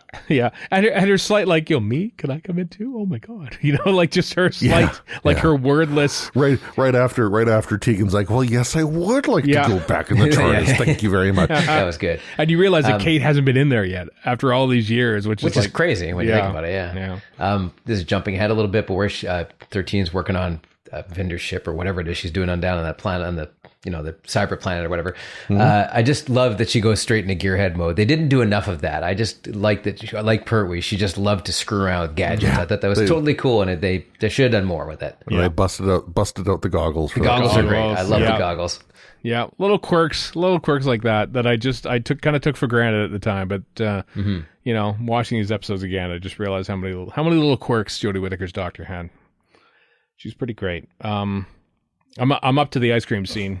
And like the regeneration scenes. The way they handle this whole thing. In fact, my note says, this regen is handled not more subtly, but more deliberately than 14. Yeah, that's a good way to put it. Mm-hmm. But yeah, the ice cream scene works. And then where she's, Yaz leaves, and then you're cutting between that and the companion. So I was like, I was a mess by the end of that. Oh, it was lovely, wasn't it? Wasn't it great? Yeah. Nothing to do with Stone, but obviously that doesn't stop us. He's the director. Any thoughts about Yaz getting dropped off by the Doctor at the exact moment that Dan and Graham were going to that companions meeting? Well, it's silly, but I still like it. It's fun. Yeah. It's fun, and why not? The TARDIS takes you where you want to go, but where you need to go. And Cinema's all about manipulating time. So if they want to do it this way, sure. Yeah. Anyway, Chris, I think you mentioned that. I think I mentioned this at the beginning about how the script for this was completely reordered in the edits based on the original script. Something I wanted to edit on my own, and I might one day do it. By the time this miniscope comes out, maybe I will have. But Chris, you say there's the Shapansky cut. Only for super double extra secret Patreon supporters. Yeah, I will be inserting the staircase from the 60s and 70s into 3 special shots in that version of it. See if you can spot them. But great, a special edition. This is worse than hand shooting first. Mm-hmm. One thing I learned about yesterday is hidden Mickeys. Apparently, in a lot of Disney work, there's like hidden Mickey Mouses. Really? In various scenes and whatnot. So maybe you can have your own little insert a la a hidden staircases. Sure. Yeah. Okay, I could do that. Why not? Sure. Anyway, did you have a list comparing the? Well, yeah, because there's on the TARDIS wiki. So this is nothing I'm taking credit for. On the TARDIS wiki, there's a little section on kind of like differences from the script. I don't know. It doesn't say anything about necessarily what iteration of the script. Mm-hmm. So this might be in the one that's on the BBC Writers' Room site. It might not be. I don't know. But yeah, there's there's a bunch.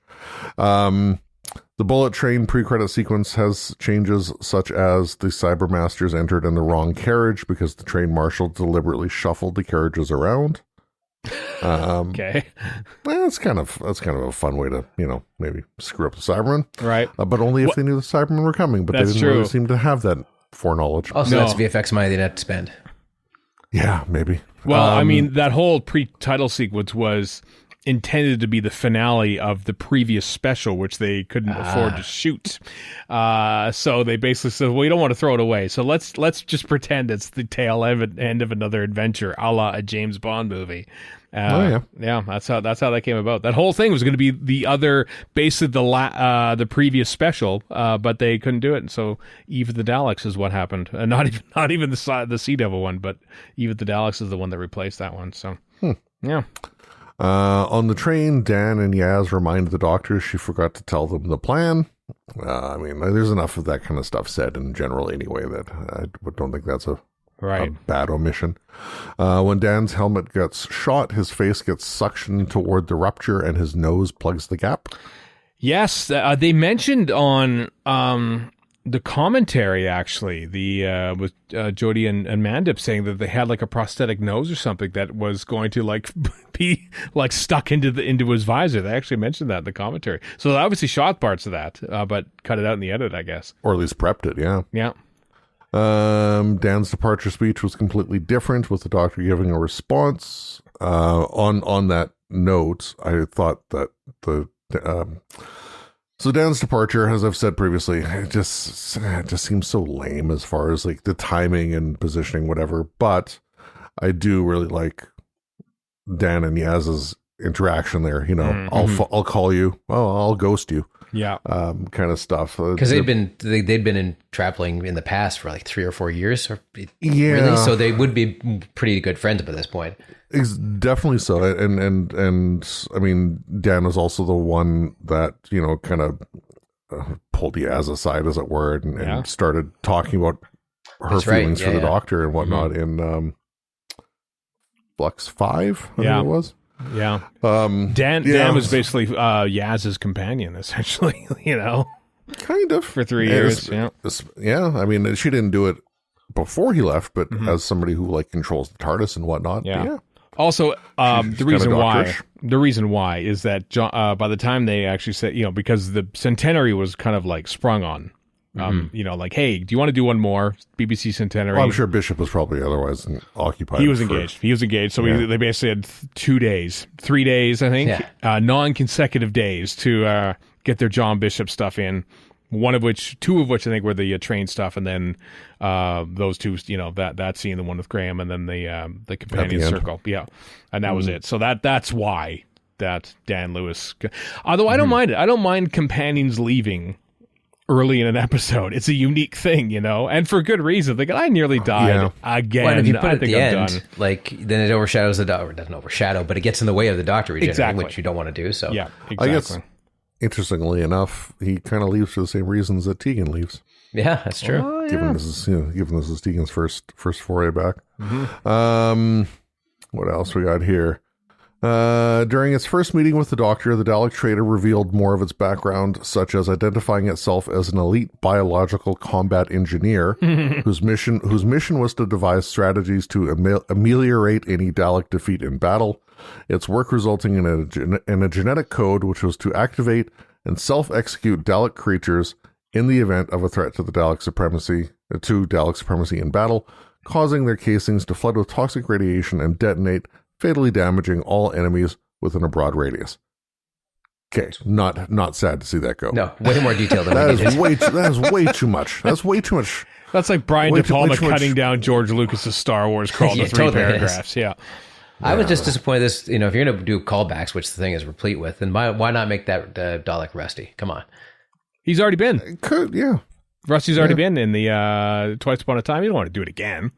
Yeah, why not? But I how many Dalek traders we got here? 2, I guess. Yeah, I mean, I don't know if I disagree with Warren on that one, because I think that type of continuity might have actually been a better idea. You don't always have to make everything tie together. You know. No, you don't. But was the well improved once we found out that it was a sequel to Midnight, and maybe that's the exact same creature that 400 million years ago. All right. Let's say we're both right on this one. Sure. To start the Rasputin song, the original scene had the Cybermasters activate panels on their arms, and the Master used an old iPod to play the music instead of the tissue compression eliminator. I'm all right with just the tissue. Just press the button. I think it's funny to have the tissue compression eliminator also play music. Yeah. He's going to have it on him anyway, and why not make it a multifaceted thing? Sure. Why not? Convergence is big. Yeah. Originally, 3 planets were at war instead of 2, and the devastation would be seen up close. Fine, whatever. The 8th Doctor Guardian was seen as a separate figure instead of being part of the one figure in the final version. Works better as it is, as we saw it. The original script had the Master arrive in the Tunguska forest in Russia in June 1908. Yep. Additionally, it had a whole scene with a Russian woman watching in horror as the, quote, first experiment with the cyber planet went wrong and squashed many miles of forest. The Master claimed he sent himself to Siberia as punishment. Yes, there's an entire character in the early part and then towards the end who had to get his scenes cut, basically just because that whole storyline kind of got cut. And Chibnall has gone out of his way 2 or 3 times to say nothing against that poor actor who did a great job. It was a superb performance, but that part of the story just wasn't pushing it forward, so they had to cut it. Yeah. Well, that happens all the time. All the time. John Malkovich got cut out of the Fantastic Four. John Malkovich. Because it just didn't fit with their... Or I'm sure it'll be in like the bonus stuff or like the extras when it goes on Disney. But yeah, John Malkovich, who is... I can't remember the name. He controls a bunch of super apes. so you can see why this didn't make the final cut. But, Tim Burton. Gotcha. Yes, exactly. But anyway, somebody of that stature just gets cut from a movie. Yeah. It's rare. It's honestly rare to see it happen to somebody of a Malkovich level, but nevertheless, yeah. No, that's what I'm saying. That totally can happen anywhere for any reason. Yeah. Tegan was seen more heavily injured after her fall, with an injured ankle and wrist, whereas she only had a slight limp in the final version. The feedback was revealed to only have knocked out a shot. The feedback was revealed to only have knocked a shot unconscious, and an additional scene showed a shot wandering the unit hallways as the building collapsed around him. Yeah, didn't need that. There was a huge obvious overdub when Ashad grows to full size. Oh, meet my friend Ashad. I liked him, but he let me clone him or something like that. It was you never see the Master actually speak. I killed him, but he forgave me. Yeah, that's the line. Yeah. Something. But like then like 30 seconds later, says, "So glad I cloned you." I thought that would have worked just as well. I feel like that works better. I feel like a jumpy producer probably jumped in and says, "No, we need a line. We need a line to say that there." Because of that line's presence. I don't know which came first or whatever. I'm sure you could debate which one is the better way to go. Well, but because of that cloning line, that contradicts the murder line. Yeah. Like, it's kind of giving 2 explanations for the same thing, and that doesn't work. And the latter is the better one because it's the one they actually said. With conviction. I wasn't aware of that, but that makes more sense in my brain.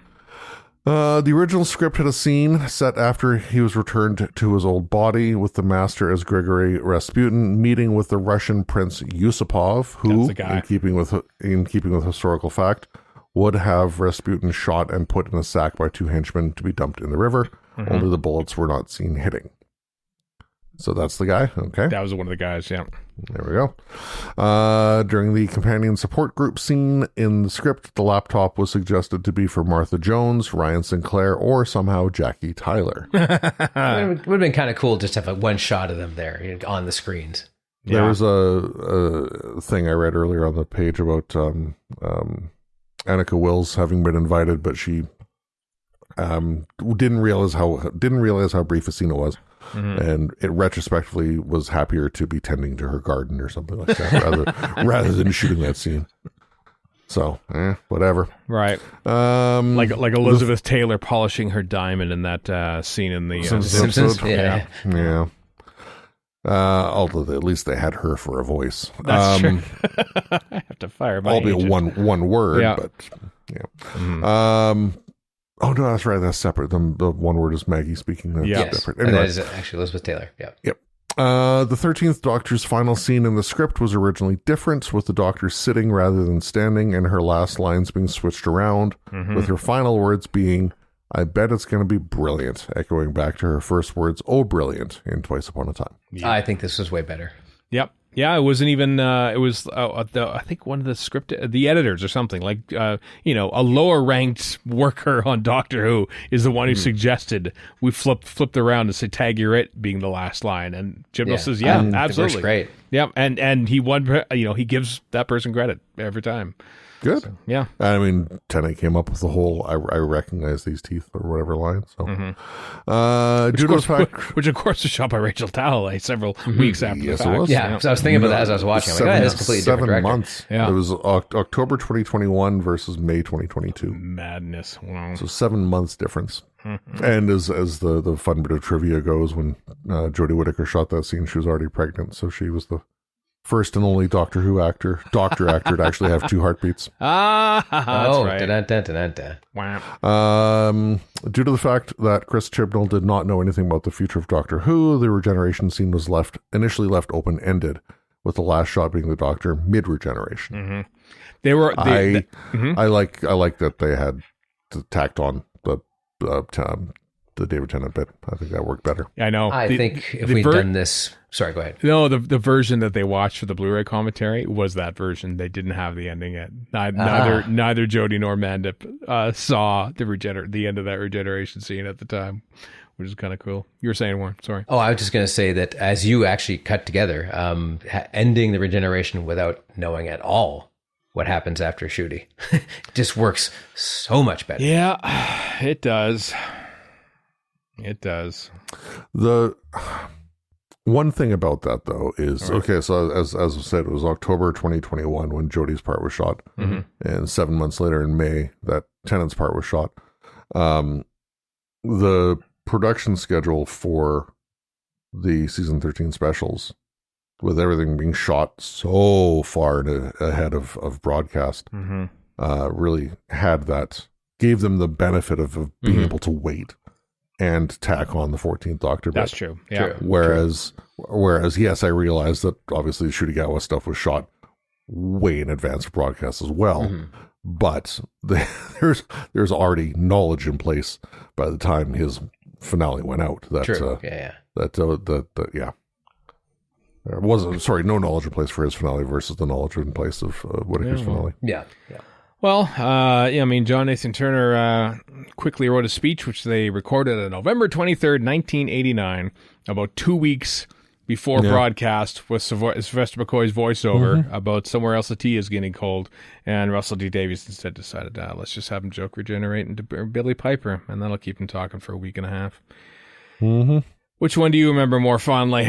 Anyway, that's not Jamie Magnus Stone. Well, I mean, we did a sterling job with this regeneration. Yeah, he did. This whole script difference segment is completely off the. That's true, but the main a lot of that well. stuff he shot though, and so I'm very curious how much Rachel Talalay has said herself about how, for the most part, Doctor Who directors and indeed directors in the UK have a lot more say over the final cut than they would in America.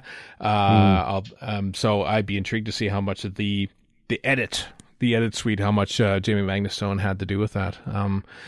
I don't recall if he said that much during the commentary that I was on with him at Gallifrey 1, because you're mostly just worried about, please keep talking, everyone, and then I'll jump in. So sometimes you're not listening as much as you are waiting for something to say, should the trail run cold. But well, how about that? Look at that.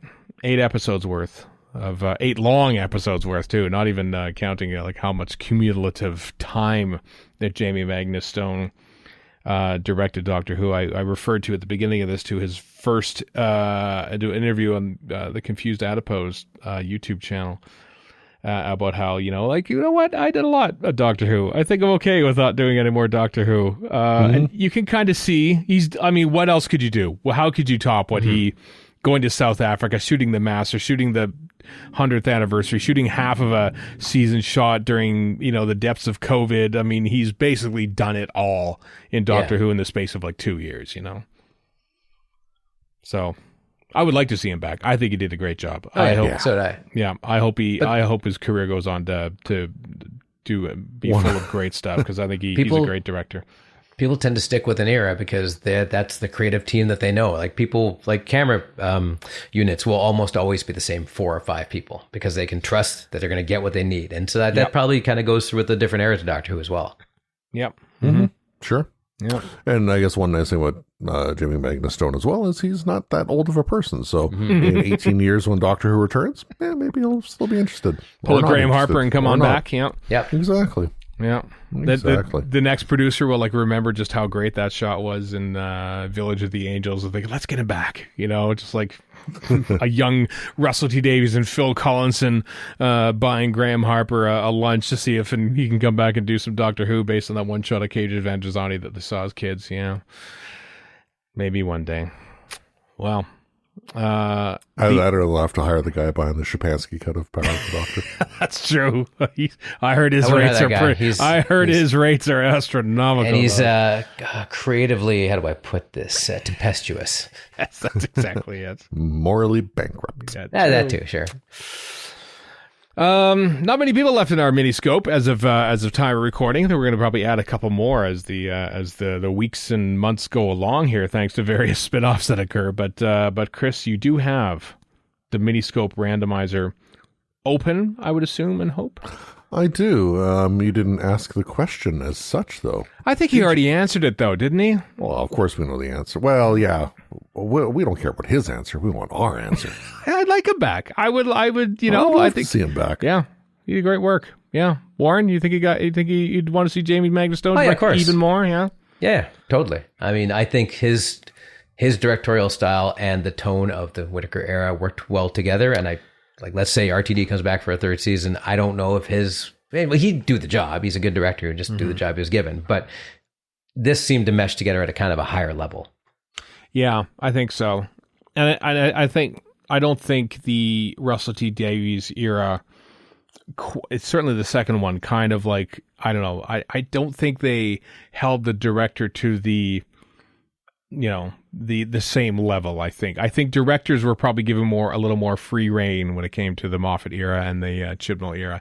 Maybe in the first era as well. There's episodes. Story in the Engine looks like it's got a little bit more going on visually than other ones. I suppose, yeah, but there are some editorial choices, I think, which kind of doesn't seem like what that director was perhaps going after. But, anyway, yeah. But, yeah, Jamie Magnus Stone, come on back. If you find the rest of your TV or movie career is this isn't as fun as Doctor Who was, well, I think there'll always be a place for you back at Rothlock in Wales. All right. Now, Chris, do you have you got the randomizer? Yes. Want to spin it? Yes, indeed. Okay. Begin the spinning of it. No.